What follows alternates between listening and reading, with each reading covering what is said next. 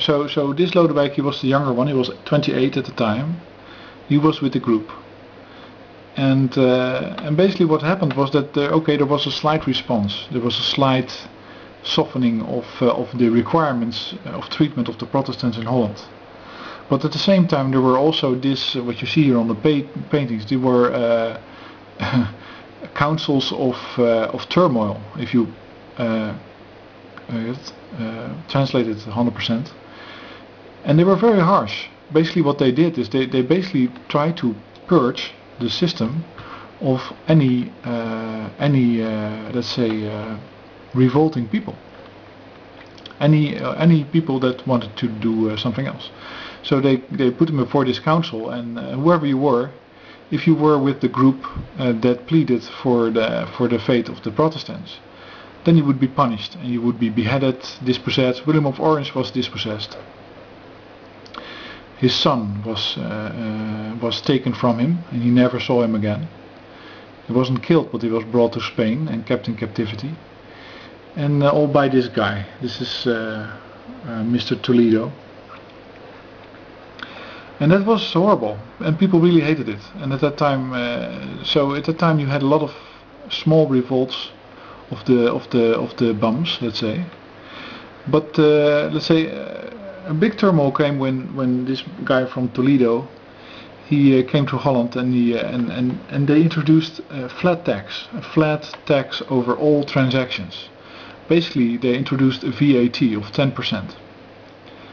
And the first year that they did that, or the first 2 years they did that, the Dutch provinces gave the Spanish people, or the Spanish royalty, some money. But after a while the Spanish royalty didn't like it, and they asked for the actual money that the traders received.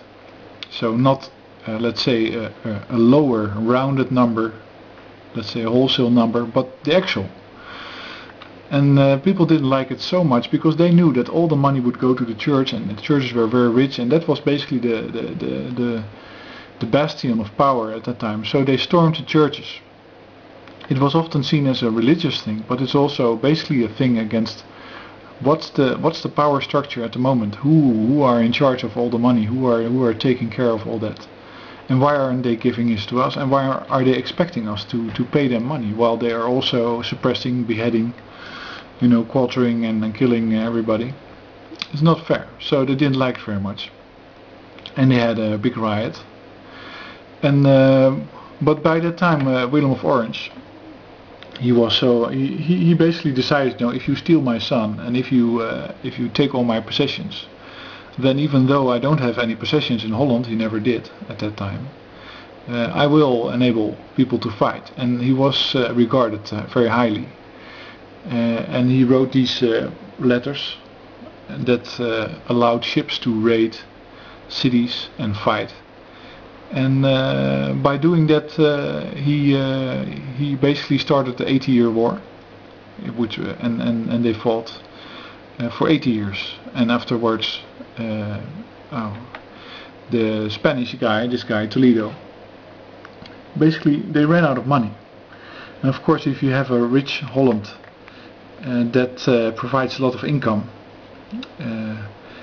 that's nice. But if you wage war on them, then they won't pay you anymore. They're not paying you, so you run out of money eventually.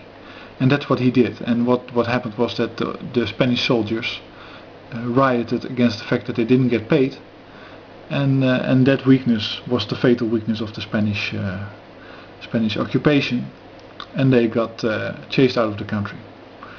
And that was it. That was the beginning of Holland.